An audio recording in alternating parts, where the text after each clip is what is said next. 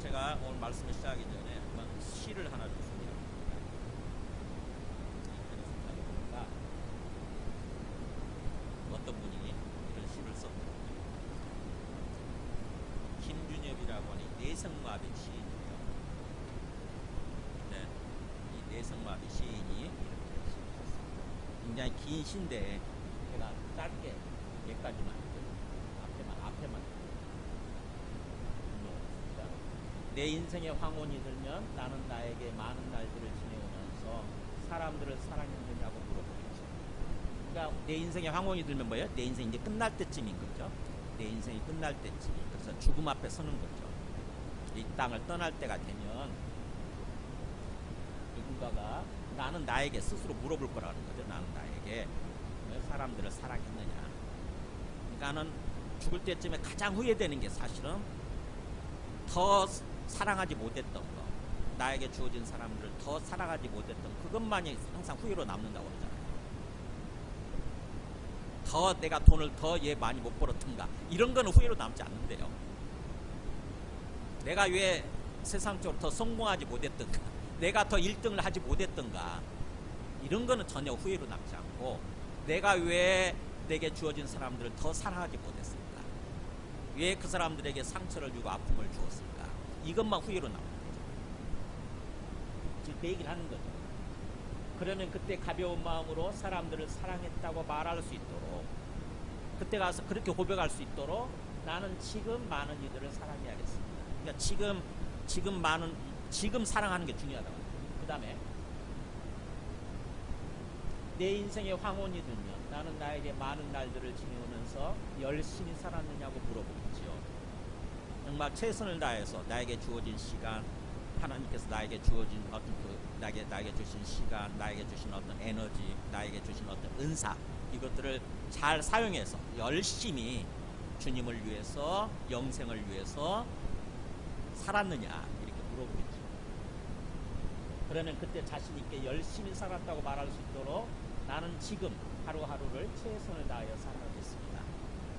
그때 후회하지 않도록 지금 최선을 다해서 열심히 살겠습니다. 나에게 주신 시간, 나에게 주신 에너지, 나에게 주신 은사를 가지고 열심히 최선을 다해서 살겠습니다. 그 다음에 내 인생의 황혼이 들면 나는 나에게 많은 날들을 지내오면서 사람들에게 상처를 준 일이 없느냐고 물어보겠죠. 이것만, 이게 후회됩니다.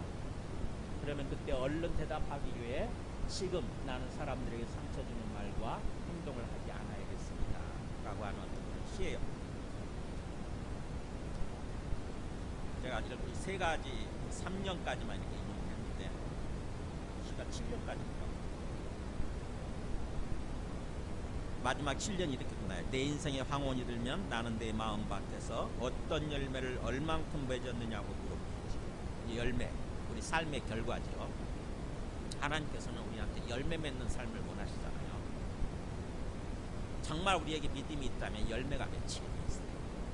선한 열매, 우리 인격이 바뀐다거나 하나님을 더욱더 깊이 알아간다거나 하나님의 모습을 닮아간다거나 사람들을 사랑하게 된다거나, 그래서 영혼의 열매가 맺힌다거나, 그 열매죠, 열매. 그러면 그때 자랑스럽게 대답하기 위해 지금 나는 내 마음밭에 좋은 생각의 씨를 뿌리고 좋은 말과 좋은 행동의 열매를 부지런히 키우겠습니다. 시예요. 오늘 이 말씀의 주제와 잘 이렇게 연관이 되는 것 같습니다. 이 시인처럼 오늘 말씀 보세요. 오늘 말씀은 교회 공동체 생활을 어떻게 할 것인가. 교회 공동체 생활. 하나님께서 우리가 교회 공동체 생활을 어떻게 하기를 바라시는지 하나님께서 주시는 말씀입니다. 하나님께서는 우리 한 사람 한 사람을 개별적으로 구원해 주잖아요. 그죠? 개별적으로 구원받습니다. 우리는 한 사람 한 사람이 개별적으로 하나님 앞에 예수님을 통해서 예수님의 복음을 듣고 예수님을 이 땅에 오신 하나님의 아들로 우리의 주님으로 그래서 그리스도 구원자로 이렇게 고백을 할 때 우리 마음속에 그렇게 내가 받아들이겠노라고 믿겠노라고 고백을 할 때 우리가 구원받게 되는 거예요. 우리 영혼이 구원받게 되는 거죠. 근데 우리 영혼이 구원받는다고 하는 것은 또 뭐예요? 당장 죽어서 천국 간다는 얘기가 아니라 하나님과의 관계가 회복된다는 의미예요. 하나님과의 관계가 회복되어져서 하나님과의 관계 속에서 삶을 살아가게 되는 것, 그것을 생명이라고 표현합니다. 성경에서 생명 뭐냐면 관계를 말하는 거예요. 관계가 살아나는 관계의 생명이에요. 하나님과의 관계가 살아나서 하나님과 관계 속에서 영생의 삶을 살아가기 시작하는 거죠. 하나님과 교통하면서, 하나님과 항상 대화하면서, 하나님과 주고받으면서, 하나님과 항상 함께 하는 그런 삶을 사는 거예요. 그 생명을 받는 거, 우리의 영이 살아나는 거, 그거를 거듭난다고 표현하죠. 새 생명으로 거듭난다. 다시 태어난다는 뜻이죠. 거듭난다. 다시 태어난다. 두 번째 태어난다. 그래서 우리의 옛사람은 죽고 육신을 따라서 우리 타락하고 부패한 우리의 육신을 따라서 살아가는 옛사람은 죽고 이제 성령을 받아서 새 생명을 받아서 새 생명으로 새로운 삶을, 새로운 인생을 시작하는 거예요. 그게 구원이에요. 새로운 인생, 새로운 생명의 삶, 하나님과 새로운 관계를 맺고 관계가 살아서 하나님과 관계에서 살아가는 생명, 그게 구원의 삶이죠. 근데 하나님께서 그렇게 우리를 개별적으로 구원해 주신 다음에 개별적으로 인생을 살아가도록 그렇게 내버려 두지 않고 이상하게 교회라고 하는 것으로 모이게 하신 거예요. 교회가 뭐예요? 건물이 아닙니다. 장소가 아니에요. 교회라고 하는 거는 예수 믿는 사람들의 모임, 예수 믿는 사람들의 관계, 예수 믿는 사람들의 공동체예요. 공동체. 영어로 커뮤니티 그러죠. 공동체. 그게 교회입니다. 근데 우리는 언젠가부터 교회 그러면 그냥 특정 건물만 생각이 나고 장소만 생각이 나잖아요. 그걸 생각하게 되지 않습니까? 근데 그거 아니에요. 성경적으로 교회라고 하는 것은 예수 믿는 사람들의 모임, 예수 믿는 사람들의 공동체예요. 그래서 우리를 개별적으로 구원해 주신 다음에 그렇게 공동체를 주셔서 공동체로 모이게 하셔서 공동체 속에서 예배드리고 공동체로 예배드리고 공동체 속에서 신앙생활을 하게 하신 거예요. 왜 그러셨을까요? 거기에 대해서 질문하면서 생각해 보셨어요? 왜 우리를 개별적으로 구원해 주신 다음에 이제 개별적으로 새로운 인생을 살아가도록 그렇게 내버려 두지 않고 굳이 우리 힘든데, 귀찮고 힘든데 공동체로 모이게 하셨을까? 왜 공동체로 모여서 예배를 드리고 공동체로 모여서 서로 사랑의 교제를 나누고 그러면서 신앙생활을 하게 하셨을까? 왜 그러셨을까? 왜? 세상은 그 반대로 흘러가고 있잖아요. 세상은 개별주의로 흘러가고 있습니다. 개별주의적인 삶이에요. 다른 사람 다 필요 없어요. 오직 나만 잘 되면 돼. 오직 나만 성공하면 된다고. 심지어 신앙생활도 그렇게 하는 사람들 있잖아요. 하나님의 뜻을 모르고 나만 천국 가면 되지. 나만 예수 믿고 나라도 다른 사람 신경 쓸 거 없고 나만이라도 죽어서 천국 가면 되지. 이런 생각하는 사람도 있잖아요. 그래서 개별주의적으로 신앙생활을 하는 사람도 있어요. 무교회론자로죠. 무교회론자. 교회 필요 없어. 교회로 모이지 않아도 돼. 무교회주의자 이런 사람도 있잖아요. 근데 그것은 하나님의 뜻이 아니라고 하는 것입니다. 가정이라고 하는 것을 하나님께서 우리에게 주셨듯이 교회라고 하는 것을 하나님이 주셨어요. 함께 모여서 신앙생활해라. 함께 모여서 예배드리고 함께 모여서 서로 관계를 맺고 또 서로 사랑하고 서로 섬기고 그런 삶을 살아라 이렇게 부르신 거예요. 왜 그러셨을까요? 네, 그 함께 모여서 공동체로 예배드릴 때 주님께서 그를 기뻐하시는 거고 더 큰 은혜를 부어주시는 거예요.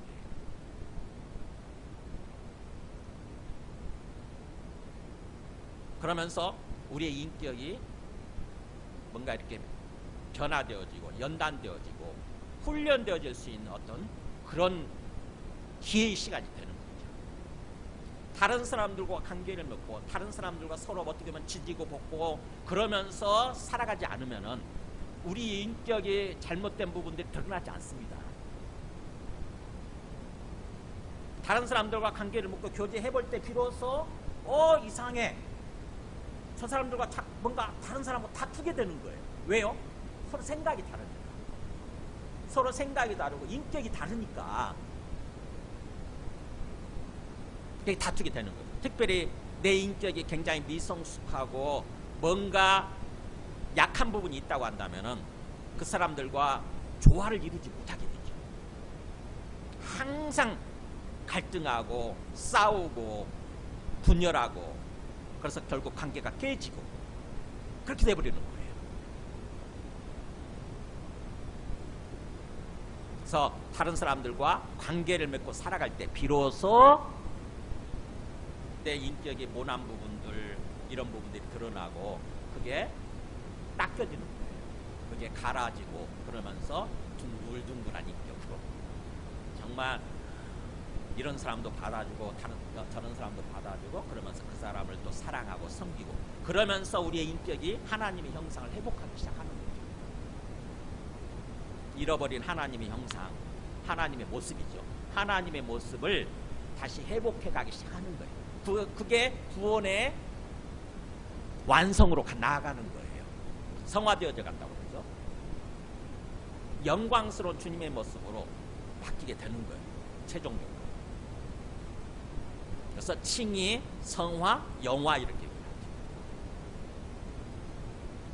그래서 그것을 위해서 하나님께서는 우리 공동체로 부르시고 공동체로 함께 모여서 예배드리고 함께 모여서 서로 사랑하고 섬기면서 그렇게 살아라 이렇게 하신 거예요. 그래서 오늘 말씀은 그 교회 공동체 생활에 관한 말씀입니다. 어떤 식으로 교회 공동체에 모여서 신앙생활 할 것인가 그것에 관한 핵심적인 말씀을 다 얘기하지 않죠. 핵심적인 것을 얘기합니다. 세 가지죠. 오늘 세 가지. 첫 번째는 지도자와의 관계예요. 지도자. 저도 그 그룹 속에 있기 때문에 참 이 말씀을 하기가 굉장히 평소 때는 힘들죠. 혹시 사람들이 오해할까봐. 근데 오늘은 강해 설교하고 있기 때문에 그냥 이 말씀 주어진 말씀이기 때문에 이 말씀을 가지고 제가 설명을 하고 설교를 하려고 합니다. 교회 공동체 안에 있으면 공동체가 모이면 항상 지도자가 있잖아요. 앞장서서 섬기는 사람도 있지 않습니까? 항상 공동체 속에는 목회자만 지도자가 아니라 순장도 다락방 순장도 지도자일 수 있고 또 우리 직분을 받는 사람도 있잖아요. 집사, 권사, 그 다음에 뭐 장로 이런 사람들은 다 지도자로 세워지는 거예요. 공동체 속에서 다른 사람을 섬기라고 교회 공동체를 섬기라고 지도자로 부름받은 거거든요. 그 사람들에 대해서 어떻게 생각하고 어떻게 인식하고 어떻게 대해야 되는가 하는 거예요. 보세요. 형제들아 우리가 너에게 구하노니 요구하노니 이런 뜻이에요. 요청하노니 요청하노니 이게 중요하기 때문에 너희 가운데서 수고하고 주 안에서 너희를 다스리며 권하는 자들을 이렇게 나오잖아요. 너희 가운데서 수고하고 지금 너희 공동체 안에서 열심히 뭔가 섬기고 이런 뜻이죠. 수고하고 열심히 섬기면서 고생을 하는 거죠. 굳이 안 해도 되는 일이잖아요. 사실은 개별적으로 산다고 한다면은 안 해도 되는데 섬기는 거죠. 내 시간을 드리고 내 물질을 드리고 내 마음을 써서 섬기잖아요. 힘들어요. 그게 힘드니까 수고라고 하는 것입니다. 힘들지만 그렇게 수고하고 또 주 안에서 너희를 다스리며, 이 다스리며란 말이 자 우리가 오해를 하기 쉬운데 이 다스린단 말이 앞장서서 섬기며 이런 뜻이에요. 앞장서며 이렇게 앞장서면서 모범을 보이고 삶으로 섬기는 거예요. 삶. 너희 가운데서 앞장서서 앞에 세운다 뜻이에요. 원래 섬긴다, 이 다스린단 말이 앞에 서서 어떻게 보면은 우리가 보면 앞장서 섬기는 사람도 있잖아요. 항상 공동체가 모이면 앞에서 뭔가 막 계획을 하고 뭔가를 막 이렇게 뭔가 막 하면서 이렇게 섬기는 사람도 있잖아요.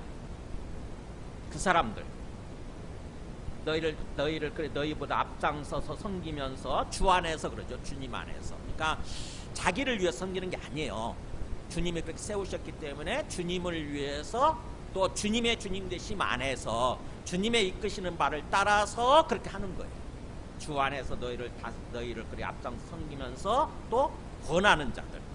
우리가 뭔가 다른 길로 가고 있으면 일로 오세요 그러면서 막 그렇게 권면하잖아요. 그죠? 권하는 자. 그 사람들을 어떻게 섬기느냐? 뭐예요? 첫 번째 여기 해야 될 게 너희가 알고 이렇게 나오죠. 첫 번째로 하는 것은 알아주는 거예요. 그 사람들을 인식하는 거예요.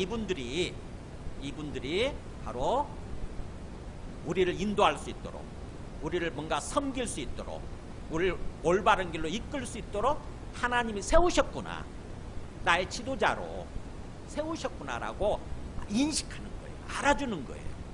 인정해주는 거예요. 인정해주는 거예요. 지도자로 받아들이는 거죠. 막 이렇게 권면하는데 뭐예요? 왜 당신 왜? 나 싫어요. 난 내 마음대로 할래요. 이러면 안 되는 거죠. 그렇습니까? 제가 깜빡 잘못 생각했네요. 알겠습니다 라면서 지도자로서 인정해 주는 거죠. 그래서 너희가 알고, 그 다음에 두 번째는 그들의 역사로 말미암아 사랑 안에서 가장 귀히 여기는 거예요. 가장 귀히 여기라. 그래서 아는 거, 가장 귀히 여기는 게 이게 전부 다 부정사로 되어 있습니다. 수로예요. 수로. 그 사람들을 뭐예요? 알아주는 뿐만 아니라 귀히 여기라는 거죠. 가장 귀히. 즉 그들의 역사로 말미암아서 그들의 수고와 섬김이죠.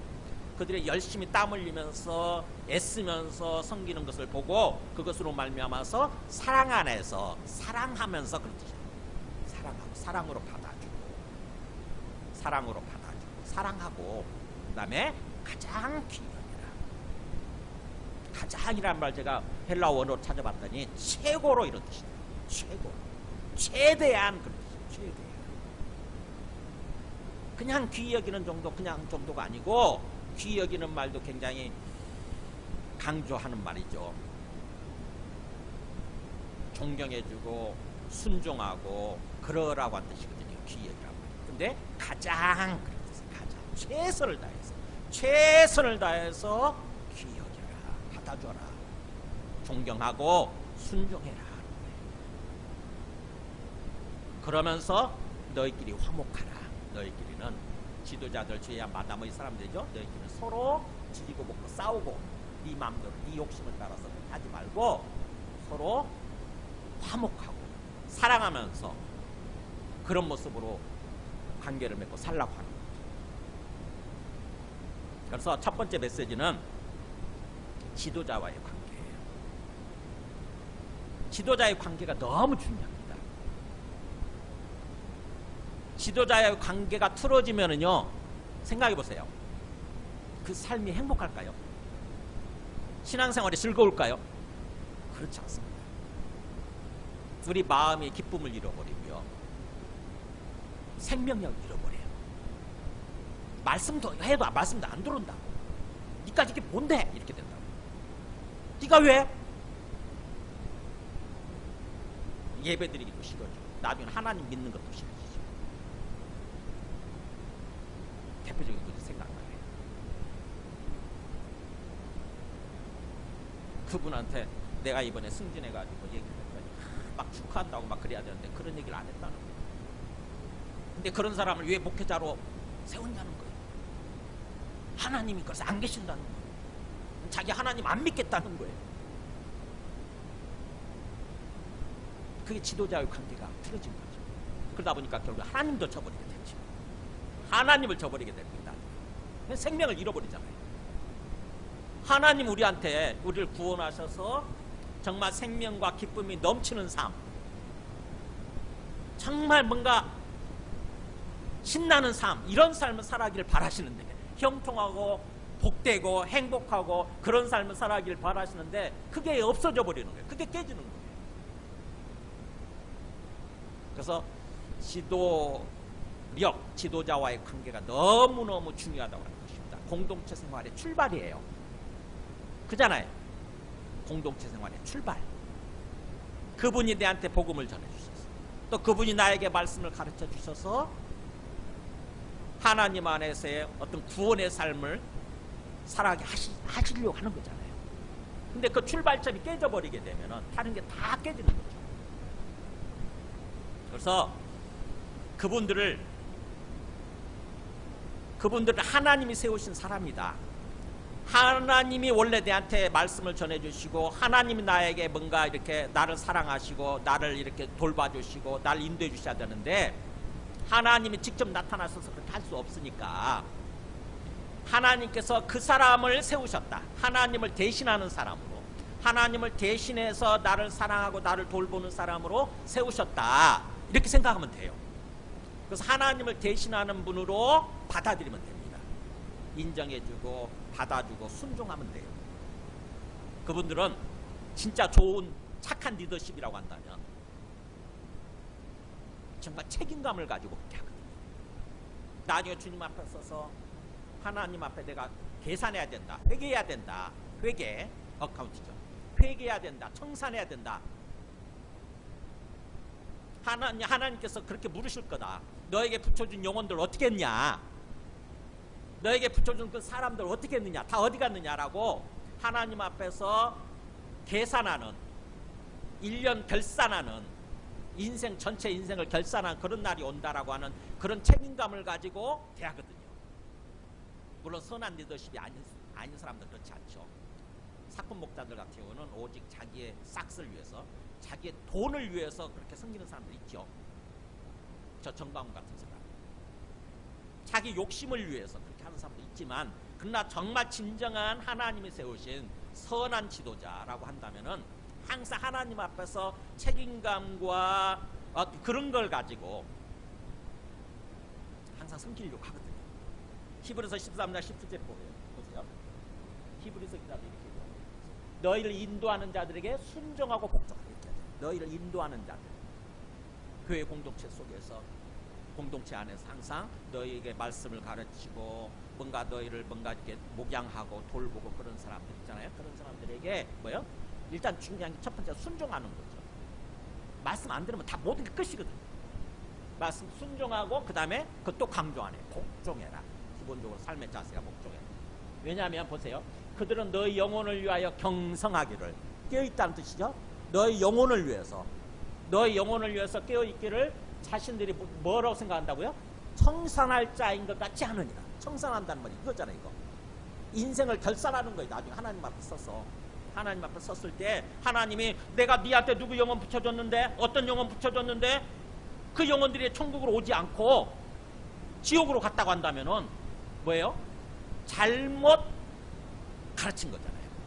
잘못 인도한 거예요. 그래서 항상 그 사람들은 내가 언젠가 하나님 앞에서 청산하게 될 거다, 결산하게 될 거다라고 하는 그런 마음을 가지고 섬긴다고 하는 것입니다. 저는 그 마음, 제 마음속에 그렇게 가득합니다. 그래서 어떤 때 마음이 참 힘들어요. 굉장히 힘듭니다, 사실. 그래서 그들로 하여금 즐거움으로 이것을 하게 하고, 즐거움으로 이것이 뭐예요?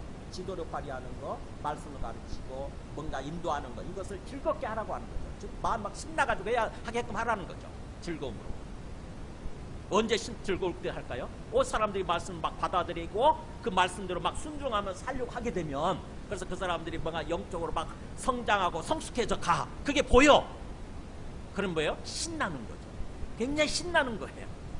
우리 부모 입장에서도 자식들이 말씀을 받아들이고 부모의 말씀을 잘 귀담아 듣고 그 부모의 말씀에 순종해가지고 건강한 모습으로 지혜로운 모습으로 훌륭한 사람으로 막 이렇게 성장하고 발전해가는 모습 보이면 기쁘잖아요. 즐겁고 신나지 않습니까? 마찬가지예요. 그래서 그들로 하여금 즐거움으로 이것을 하게 하고 근심으로 하게 하지 마라. 근심. 언제 근심하게 됩니까? 아무리 말씀해도 안 받아들이. 순종 안 해. 그냥 오로지 자기 생각 고집하고 자기 욕심대로 살아. 자기 하고 싶은 대로 해. 그러면 뭐가 영적으로 발전이 없고 성장이 안 되고 성숙이 안 되고 그렇게 되죠. 시간이 아무리 흘러도 계속 어린아이 상태에 머물러 있어. 오직 자기밖에 모르고 자기중심적으로 살아가는 어린아이 상태, 영적인 어린아이 상태. 그거를 육신적인 크리스찬이라고 얘기를 하잖아요. 고린도 전서에서 그렇게 말했습니까? 육신적인 그리스도, 육신적인 그리스도인. 그러니까 예수 믿고 거듭나긴 했지만 계속해서 성령을 따라 사는 게 아니라 육신을 따라서 살아가는 사람, 육신적인 사람. 그런 사람으로 머물러 있는. 그러면은 힘들어요. 하나님도 굉장히 그걸 마음이 힘들어 하시지만 하나님을 대신하는 그 지도자도 목회자도 굉장히 힘듭니다. 회의감을 느껴. 어떤 때는 회의감 느낀다. 내가 지금 이렇게 목회하는 게 맞나? 이게 무슨 쓸모가 있나? 무슨 효과가 의미가 있나? 막 회의감이 듭니다. 그래서 근심을 하게 하지 말고 즐거움으로 신나서 하게 합니다. 그렇지 않으면 근심으로 하게 하지 말고 그렇지 않으면 너희에게 뭐예요? 아무 유익이 없다. 너희들한테 그렇게 도움이 되지 않는다. 쓸데없는 신앙생활 하는 거죠. 쓸데없이 예배, 쓸데없는 아무 의미 없는 그런 신앙생활. 그래서 우리 인생을 그렇게 허비하게 되는 거죠. 하나님께 우리에게 주신 그 인생 기껏해봤자 짧은 시간이잖아요. 100년도 안 되면 인생을 살다 가는 거예요. 우리가 성인이 돼가지고 성인이 될 때부터 생각한다고 한다면은 한 60년, 5, 60년 이렇게 신앙생활 하다 가는 건데 그것마저도 허무하게 아무 의미 없이 날려버리는 그런 시기에 된다고 생각해요.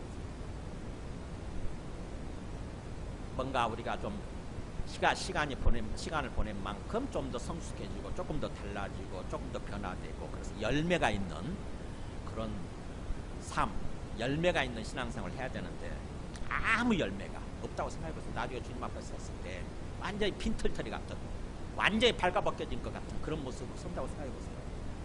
마치 고린도 전서의 표현을 빌리자면 불 속에서 구원받은 것 같은 갑자기 불이 나가지고 목욕탕에 있는데 갑자기 불이 나가지고 옷도 못 입고 벌거벗은 모습으로 뛰쳐나온 거예요. 그래서 살긴 했지만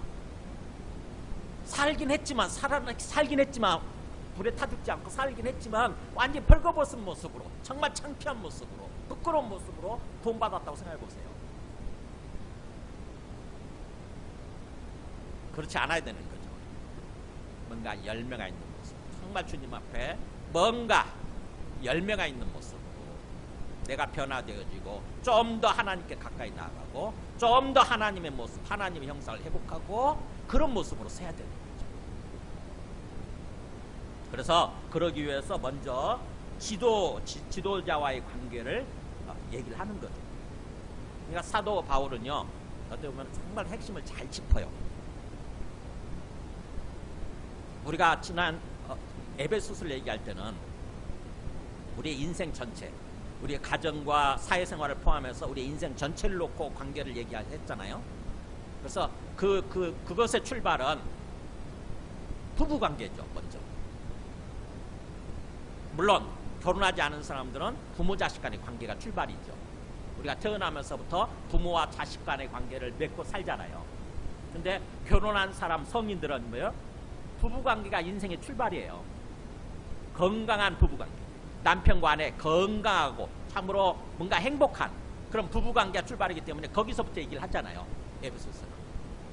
그래서 부부관계, 그 다음에 부모 자녀 부자관계, 그 다음에 또 사회생활관계, 사회생활에서 상하관계 이렇게 얘기를 하지 않습니까? 그 관계가 참으로 건강하고 생명이 충만하고 기쁨이 충만하고 그런 관계여야 되는 거죠.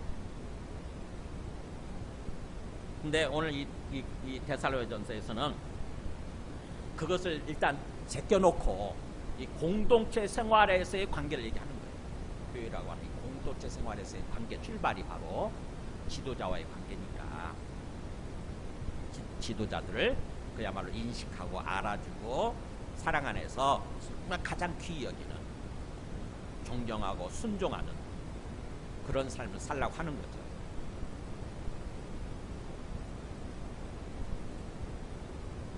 민수기 보면은요, 이 삶을 반대대로 사는 사람들이 나와요.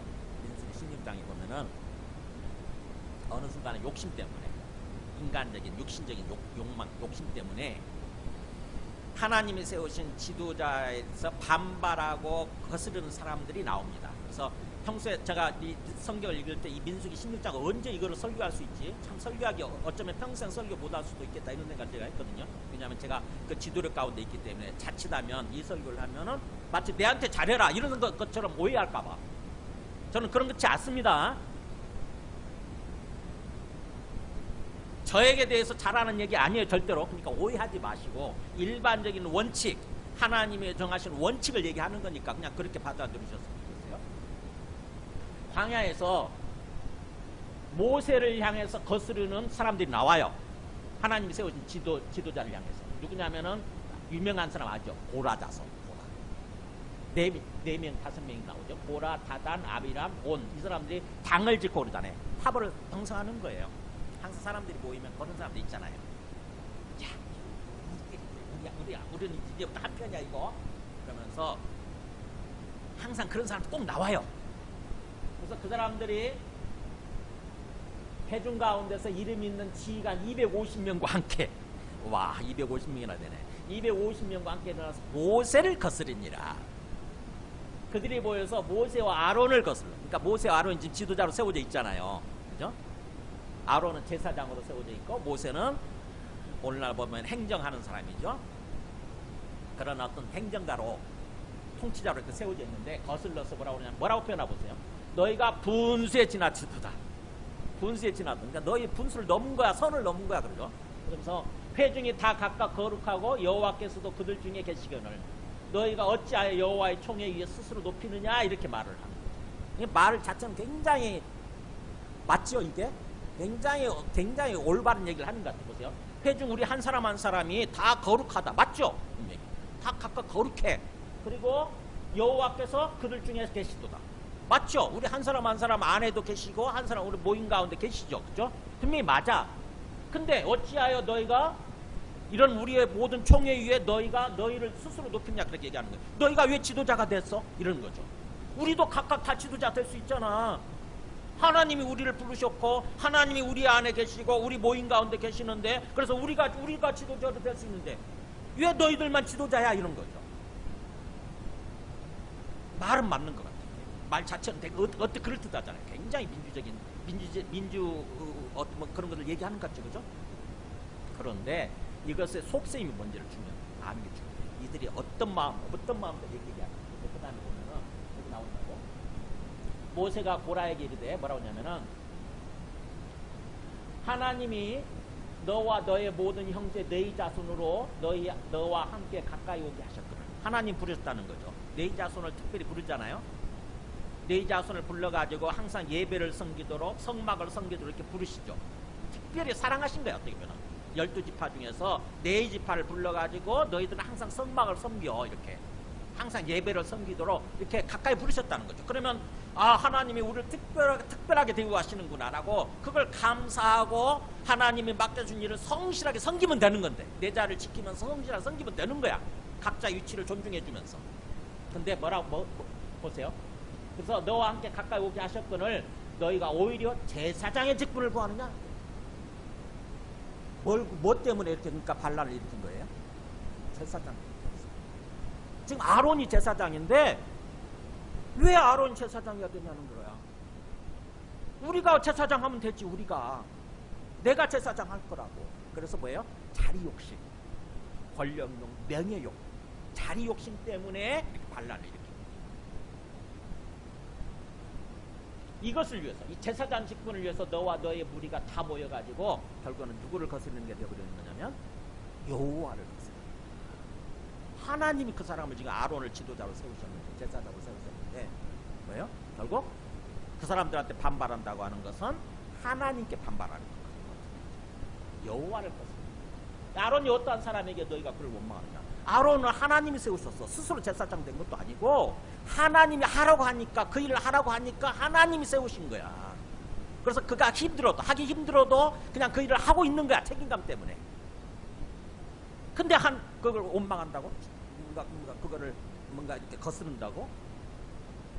그게 아니라 결국 하나님이 심판하신다. 보세요. 나중에 하나님이 어떻게 심판하시냐? 그가 이 모든 말을 마치자 그들이 섰던 땅바닥에 갈라졌습니다. 보라가 딱 서 있던 땅이 갑자기 지진이 일어나가지고 땅이 쫙 갈라지는 거예요.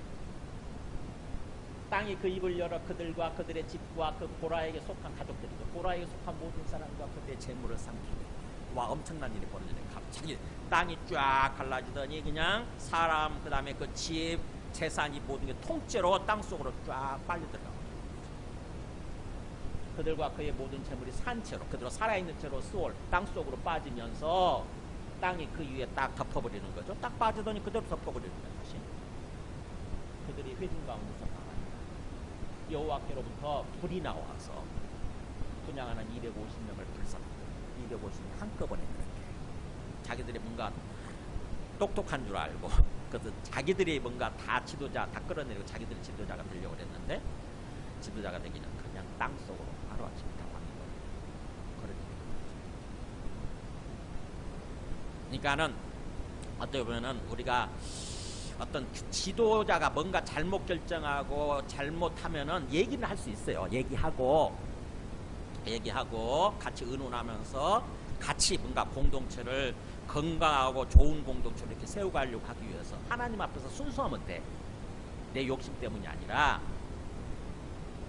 순수하면 돼요. 오직 하나님을 위해서, 하나님 앞에 건강한 공동체를 위해서 그렇게 하는 것은 굉장히 그건 바람직해요.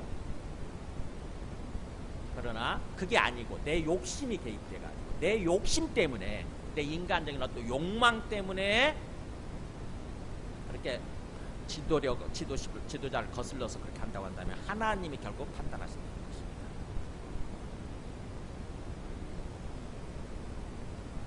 그래서 요한복음 17장 21절에 보면은 예수님이 이 땅에서 사역을 다 마치고 마지막 기도가 제사장으로서, 자기가 제사장으로서 전체 모든 사람들을 위해서 기도하는데, 그 기도의 내용 중에 이게 있어요. 아버지여, 아버지께서 내 안에, 내가 아버지 안에 있는 것 같이 그들도 다 하나가 되어 우리 안에 있게 하소서. 그러니까 예수님이 오셔서 하나님이시지만, 하나님의 아들 하나님이시지만 인간의 모습으로 오셔서 이 하나님과 인간의 관계가 어때야 되는지를 모범적으로 보여주신 것이 예수님이에요. 하나님과 이런 식으로 관계를 맺고 사는 거다라고 자기 자신이 친히 모범을 보여주신 거예요. 그래서 그런 맥락에서 지금 얘기를 하는 거죠. 우리가 그렇게 하나가 된 것처럼, 아버지께서 내 안에 계시고 내가 아버지 안에 있고, 그래서 아버지와 내가 하나가 되어서 그렇게 사는 것처럼 저들도, 나를 믿는, 나를 따르는 저 사람들도 다 뭐가 되어서 하나가 되어서 서로 막 지지고 볶고 싸우고 분열하고 갈라지고 그러지 말고 서로 한 마음이 되고 서로 하나가 되게 해달라. 서로 하나가 되어서 어디 안에서 살아야 되는 거예요? 우리 안에. 하나님 아버지와 예수님과 성령 안에서 우리 안에 있게 하소서. 그럴 때 비로소 세상으로 하여금 아버지께서 나를 보내신 것을 믿게 하옵소서. 왜요? 예수님이 하나님 아버지께서 보내신 메시아, 그리스도, 구원자라는 것이 알려지게 되고 전해지게 된다. 그래서 세상이 구원받게 되는 거예요. 우리가 지지고 볶고 싸우고 그렇게 되면은요, 세상 사람들한테 복음이 전해지지 않습니다. 니나 잘하세요. 니나 잘해. 우리가 정말 뭔가 서로 하나가 되고 내 생각을 내려놓고 내 욕심을 내려놓고 서로 사랑하고 서로 존중해주고 서로 섬기고 그렇게 서로 하나가 되어서 살아갈 때 비로소 세상 사람들한테 복음이 전해지는 거예요. 오늘날 현실을 보세요. 교회 현실을 보세요. 이게 안 되죠, 그죠? 얼마나 갈라져서 싸우나. 심지어는 우리 개신교 자체가 사실 갈라져 나왔지. 꼭 그래야 했을까 저는 생각 가끔 해요. 꼭 그래야 했나? 그 안에서 개혁이 불가능했나? 갈라져 나오다 보니까 우리 개신교 안에서 분파가 얼마나 많이 생긴다. 마치 어떤 그 갈라짐의 영성이 전해지는 것 같아. 분열의 영성이 전해지는 것 같아. 그래서 까딱하면 갈라져요. 저 사람하고도 한 교회에서 함께 모여서 이렇게 신앙생활 하다가도 뭐예요? 이 사람 좀 틀리네. 이 사람 싫으네. 이러면은 뭐예요? 갈라지는 거예요. 계속 갈라져. 계속 끊임없이 갈라져. 한국 교회 내에 개신교 분파가 얼마나 된 줄 아세요? 150개가 넘어요. 150개. 그러니 세상 사람들이 뭐 어떻게 생각하겠어요? 어느 게 맞아? 이렇게 되는 거잖아. 어느 게 맞아? 심지어는 한 교회 내에서도 계속 싸우잖아요. 원로 목사파, 현재 목사파, 목사파, 장로파, 막 시멘트로 담을 쌓고 서로 싸워. 그러면서 예수 믿으래서 세상 사람들 가서 복음을 전도하면서 예수 믿으라. 전해지겠다고. 그게. 하나님은 예수님은 아셨던 것 같아요. 아시면서 나시고 강제기가 막 그러지 않고 하나가 되게 하나가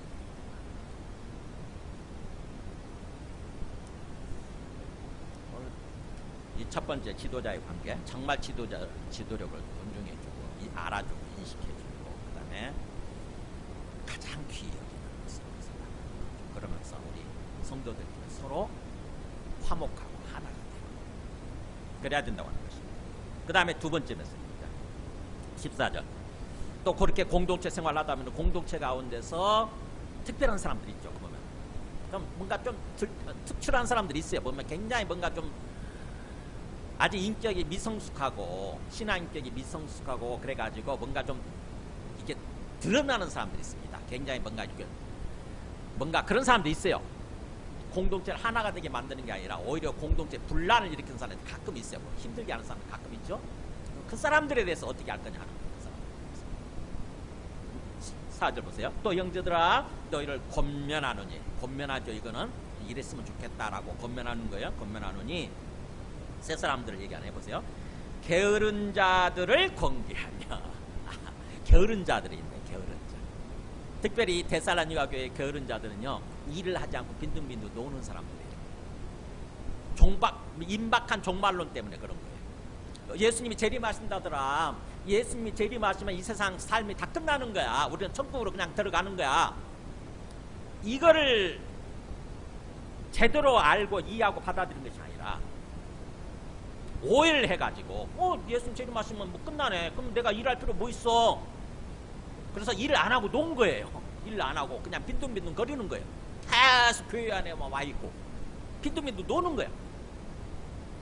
그럼 열심히 일한 사람들이 볼 때 뭐예요? 열심히 일해가지고 돈을 벌어가지고 헌금을 해가지고 그 헌금을 가지고 뭔가 교회의 재정을 채우고 막 이러는데 빈둥빈둥 노는 사람들이 그걸 다 받아먹는 거 아닙니까? 그잖아요. 자기는 일하지 않고. 그 사람들을 향해서 지금 권면하는 거예요. 너희 중에 그렇게 정말 오해해가지고 미성숙해가지고 일 제대로 성실하게 일하지 않고 게으르고 빈둥거리는 사람들 있지. 그 사람들에 대해서 어떻게 하라고요? 그 사람에 대해서는 권계해줘라. 권계라는 말이 뭐예요? 교훈을 줘라 이런 뜻이에요. 그러면 안 된다. 확실하게 깨우쳐주는 거죠. 훈계하는 거예요. 훈계. 권면하면서 훈계하라는 거죠. 권면하고 훈계해줘라. 주님 오셔도 괜찮아. 주님이 당장 오늘 저녁에 내일 재림하셔도 괜찮아. 우리는 그때까지 뭐예요? 열심히 일하면 돼. 열심히 일하고 성실하게 일하면 돼. 이렇게 권면해주라. 그래야 돼. 스피노자가 얘기한 것처럼, 루터가 얘기한 것처럼 뭐예요? 내일 지구의 종말이 온다 할지라도 나는 오늘 한 그루에 사과나무를 심는 거라고요. 그렇게 성실하게 일하면, 우리가 성실히 뭔가 일에 몰두하고 있는데 예수님 재림하셔가지고 우리를 남겨두고 우리를 뭔가 남겨두고 그렇게 하늘로 가실까요? 그렇지 않다는 것입니다. 그러니까 게으른 사람들, 뭔가 미성숙하고 말씀을 오해하고 복음을 오해하고 그래서 미성숙하고 잘못된 삶을 살고 있는 사람들 보면은 깨우쳐주는 거죠. 그게 사랑이에요. 그 사람은 그냥 내버려두려 있어도 안 되고 그 사람 한 사람 한 사람 되면은 불러가지고 차 한잔 마시면서 내 생각에는 말이지 당신이 이렇게 좀 성실하게 일했으면 좋겠는데 이렇게 깨우쳐주는 거예요. 그게 하나님의 뜻인 것 같아요. 열심히 성실하게 일하는 게 깨우쳐주는 거예요. 그게 사랑입니다. 그 다음에 또 어떤 사람 나오죠? 마음이 약한 자들을 격려하고. 네, 이 사람은 어떻게 보면은 예수님 잘 믿고 열심히 일하고 열심히 사는 사람이죠. 열심히 신앙생활 하는 사람이. 근데 천성이 마음이 약한 사람 있잖아요. 이게 힘 약한 사람들 있어요. 소심하고 힘 약한 사람들. 그 사람들에 대해서는 어떻게 해요? 훈계가 필요한 게 아니라 격려가 필요해요. 격려. 아, 힘내세요. 힘내세요. 당신 잘하고 있어요. 힘내세요. 격려해. 그래서 더 열심히 뭔가 신앙생활 잘할 수 있도록 격려해. 그게 사랑이에요. 만나서 굉장히 뭔가 아이고 뭔가 내가 그거 할 수 있을까요? 그러면서 막 두려워하고 뭔가 힘들고 막 힘들어하고 막 그런 사람 가끔 있잖아요. 보면은 있습니다. 우리 사람들 만나 보면은 직장 생활에서 그런 사람 가끔 있죠. 그 보면은 굉장히 소심한 사람들 있죠. 그 사람들에 대해서는요 꾸짖는 게 아니라 격려해주는 거예요. 칭찬해주고 격려해주는 거예요. 아이고 잘하고 있어요. 힘내세요. 제가 도와줄게요. 이렇게 힘내세요. 제가 도와줄게요. 그 다음에 마지막 보세요. 힘이 없는 사람, 힘이 없는 자들을 붙들어주고. 힘이 없는 사람들 이건 뭐예요? 육체적으로죠. 육체적으로 연약한 사람들이에요. 육체적으로 타고난 게 그러고 보면 어떻게 해요? 타고난 게 육체적으로 굉장히 뭔가 연약하고 뭔가 몸에 약점을 가지고 있거나 병이 있거나 뭐 그런 사람도 있잖아요. 그런 사람들에 대해서는 어떻게 해요? 내가 힘이 되어주는 것입니다. 그게 붙들어주는 거예요. 힘들지요? 그러면서 내가 막 부추겨주고 내가 붙들어주고 내가 힘이 되어주고 그러는 것입니다. 그래서 같이 걸어가요. 같이. 교회 공동체에 대해서 이렇게 관계를 맺고 살아야 됩니다. 그러니까 개별주의적으로 그냥 뭐 다른 사람이 어떻든 간에 신경 쓰지 않고 그냥 내가 할 것만 하면 되지 뭐 이렇게 사는 것이 아니에요. 교회 공동체 생활이라고 하는 것은 항상 다른 사람들 돌아보는 거예요. 다른 사람들이 어떤 약점이 있나, 어떤 부분이 뭔가 좀 잘못되어 있나. 그래서 그 사람을 위해서 기도하고 그러면서 오래 참고 기다려주다가 그게 나오죠? 보면은 마지막에 모든 사람에게 오래 참으라고 돼 있죠. 14절 끝에 보면은. 그러니까 기본적인 거 이거는 모든 사람에 대해서 즉각 반응을 보이는 것이 아니라 일단 기본적으로 오래 참아줘야 돼. 오래 참고 좀 지켜봐야 돼. 한순간에 어떤 실수가 아무렇지도 않아요. 그건 괜찮아요. 근데 지속적으로 습관적으로 뭔가 그런 모습을 보이면 이 사람은 뭔가 내가 뭔가 해줘야 되는 부분이 있구나 이런 생각을 하게 되는 거죠. 그래서 오래 참고 기다려주되 그 사람이 어떤 뭔가 연약한 부분 이런 부분들을 알게 되면 그들에게 맞게 그 연약한 점에 맞게 그 사람들을 사랑하고 섬기고 도와주라는 거죠. 세워주라는 거예요. 그 사람. 그게 건강한 공동체의 모습이에요. 건강한 공동체. 그래서 거기 안은 뭔가 생명이 넘치고 기쁨이 넘치는 그런 공동체가 되는 거죠. 그래서 자연스럽게 그 공동체가 나가서 복음을 전하게 되면 복음이 전해지게 되는 거예요. 내 삶도 건강하고 뭔가 힘 있는 모습으로 생명이 넘치고 기쁨이 넘치는 그런 모습으로 세워지게 되는 거예요. 그런 삶을 살 때, 이런 삶을 살 때 주님께서는 우리한테 좀 그걸 바라시는 거죠.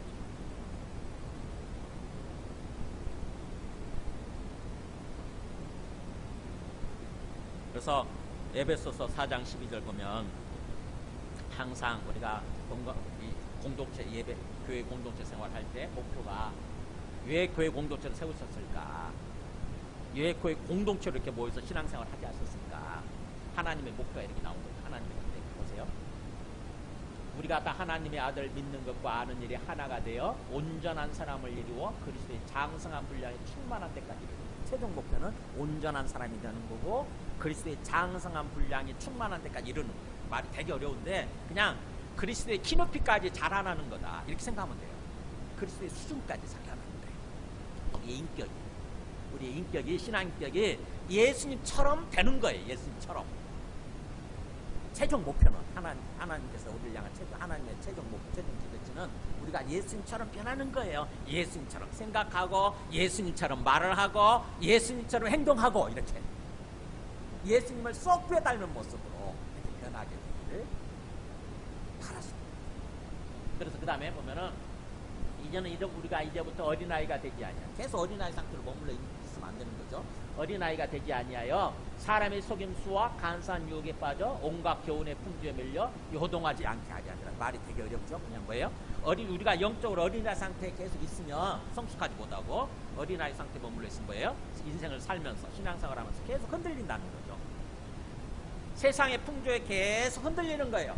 세상의 바람이 이쪽으로 가면은 나도 쏙 그쪽으로 가고 세상의 바람이 또 이쪽으로 싹 저쪽으로 쏠리면 나도 저쪽으로 쫙 가고 세상의 풍조를 따라서 세상의 조수, 세상의 그 풍조, 바람과 조수의 방향을 따라서 나도 왔다 갔다 하는 거예요. 계속. 그러지 않고 오직 사랑 안에서 참된 것을 하여, 그러니까 뭐예요? 참된 것을 하되 진실된 것, 말씀대로 사는 거죠. 말씀대로 사랑 안에서 사랑과 참된 거, 이게 항상 두 가지 핵심적인 요소예요. 사랑과 참된 거, 사랑과 진리. 사랑 안에서 진리를 행하되 범사의 모든 일에 그에게까지 잘할지라. 그는 머리니 꼭 그리스도라. 뭐예요? 범사의 모든 일에서 예수님의 수준까지 자라나는 거예요. 공동체 생활을 통해서 그게 된다는 것입니다. 공동체 생활을 통해서 그게 우리가 연습되어지고 훈련되어지고 우리가 갈고 닦이고 그렇게 되는 거예요. 그래서 공동체로 부르신 거예요. 세상은 그 반대 방향으로 올라가고 세상은 개별주의적으로 우리가 거기에 속으면 안 돼요. 사탄이 내 마음에서 계속 역사한다. 야, 네 마음 너만 혼자 너만 잘하고 다른 사람 신경 쓰지 마. 그건 사탄의 마귀의 음성에 속는 거예요. 힘들어도 주님이 우리를 공동체로 부르셨고 관계로 부르셨다고 한다면은 공동체 생활하고 관계 안에서 살아가는 거예요. 마지막 메시지 세 번째 15절 보면은 상과 누가 누구에게든지 악으로 악을 갚지 말게 하고 서로 대하든지 모든 사람을 대하든지 항상 뭘 따르라? 뭐냐면은 악한 일을 당한 경우예요. 우리가 인생을 살다 보면 또 공동체 생활을 하다 보면은 뜻하지 않게 억울하게 악을 당하는 경우 있죠, 그죠? 나는 그것을 잘한다고 잘했는데 나는 그 사람을 잘 대해줬어요. 근데 이상하게 그 사람이 나한테 뭔가 해코지를 하는 거예요. 내한테 상처를 주고 내한테 뭔가 피해를 입히고 악을 당하는 거예요. 내가 악한 일을 겪는 게 있잖아요. 우리 가끔 보면 그렇잖아요. 그때 어떻게 합니까? 우리가 기본적으로 화가 나죠. 내 마음에 상처를 받으면 화가 납니다. 정말 짜증이 나고 화가 나고 어떻게 해요? 내가 한 대 맞았어? 더 쥐어 패주고 싶다. 2대 패주고 싶다고. 내가 한 대 맞았어? 그냥 한 대 더 때려주고 싶어. 그게 악을 악으로 바꾸는 거예요. 근데 그러지 말라는 거예요. 우리가 공동체 생활하다 보면은 악한 경우를 당해온 거 있는데, 악한 일을 당하는 경우가 있는데, 그때 어떻게 하느냐? 뭐예요? 절대 우리가 해서는 안 되는 게 악을 악으로 갚는 거예요. 악을 악으로 갚는 거예요. 절대 우리가 그것을 해서는 안 된다. 그리고 뭐예요? 오히려 선을 행하라는 것입니다. 오히려 선을 행해라. 그래서 선으로서 악을 이겨라라는 거죠. 우리가 로마서 12장 19절에 보면 그게 아예 이 말씀을 좀 자세하게 이렇게 나옵니다. 로마서 12장 19절에 보면은 아무에게도 악을 악으로 갚지 말고 모든 사람 앞에서 선한 일을 도모하라 이렇게 써놓습니다. 그러니까 아무에게도 누구에게든지 그런 뜻이에요. 누구에게든지 악을 악으로 갚지 마라. 그래서 선한 일을 오히려 도모하라. 그래서 할 수 있거든. 너희는 모든 사람과 더불어 화목하라. 할 수만 있다면, 이게 참 어려운데 얘기하네요. 그러니까 어렵지만 그러나 최선을 다해서 할 수 있거든. 조금씩이라도 바늘팀이라도 가능하다고 한다면은 모든 사람과 더불어서 화목해야 하는 거예요. 모든 사람을 어떻게 보면 잘 대해주고 사랑하고 그러라고 하는 거죠. 그래서 내 사랑하는 자들아, 너희가 친히 원수를 갚지 말고, 너희가 직접 절대 원수 갚으면 안 돼 이잖아요. 너희가 친히 직접 원수를 갚지 말고 뭐예요? 하나님의 진노하심에 받는다. 왜냐하면 하나님이 원수 갚는 것이 내게 있으니 내가 갚으리라, 이렇게 주께서 말씀하신다. 원수 갚는 권한은 누구한테 있다는 거예요? 우리 인간한테, 우리한테 주어진 게 아니라 하나님께 있다. 하나님의 권한이에요. 하나님의 권한. 그러니까 우리가 직접 원수를 갚으려고 하지 말고, 우리는 뭐 어떻게 해야 되느냐? 그 다음 보세요. 너의 원수가 내한테 악을 행한 원수예요. 내게 악을 끼친 원수가 배고파해. 그럼 뭐예요? 원수인데 먹을 거 주라. 굶주려. 배고파해? 먹을 거 사다 줘. 먹을 거 줘. 목말라 해? 마실 거 줘. 이게 선을 끼치는. 저 사람 싫은데, 저 사람 내한테 악을 행해가지고, 저 사람 그냥 안 보는 것만으로도, 저 사람한테 내가 한 대 안 치는 것만으로도 다행이지. 근데 거기에 멈추지 말라는 거예요. 악한 일을 악을 악으로 갚지 않을 뿐만 아니라 오히려 적극적인 사랑을 하라는 거예요. 적극적 사랑을 해라. 그 사람이 배고파해 그러면은 싫어도 먹을 거 주고, 목말라해 마실 거 주고, 싫어도 마실 거 주고. 그게 숯불을 그 사람 머리에 쌓아놓는 거랑 똑같은 거예요. 숯불을 머리에 쌓아놓게 되면 어떻게 돼요? 그 사람 결국 타버리잖아요. 내가 그 사람한테 사랑을 저 사람한테 악을 끼쳤는데, 해를 끼쳤는데 내가 그 사람 자꾸 사랑해 그러면은 하나님이 그것을 통해서 그 사람 마음을 깨우치는 거죠. 양심을 자극한다고. 아이고, 내가 저 사람한테 해를 좀 끼쳤는데 저 사람은 오히려 내한테 사랑을 베푸네. 내한테 선을 베푸네. 그 다음에 뭐예요? 회개하는 거예요. 미안합니다. 정말 내가 미안합니다. 저를 용서해 주세요. 그 사람이 회개하고 오히려 내한테 이제 그 다음부터는 나를 잘 대하고, 어떻게 보면 나에게 충성하고 나에게 순종하고 그런 삶을 살게 되는 거죠. 그래야 되는 거예요. 하나님 그걸 기대하시는 거죠. 우리가 선을 행함으로써 그 사람이 양심을 자극하고, 그 사람이 양심으로 깨닫고 회개하고, 그래서 구원받게 되기를 바라는 거예요. 근데 그렇게 내가 선을 행했음에도 불구하고 먹을 거 사다 주고 마실 거 사다 주고 그랬음에도 불구하고 그 사람이 깨닫지 못한다, 회개하지 않는다, 그럼 어떻게 해요? 하나님이 심판하시는 거예요. 하나님. 오랫동안 지켜보다가 결국에는 하나님이 심판하시는 거예요.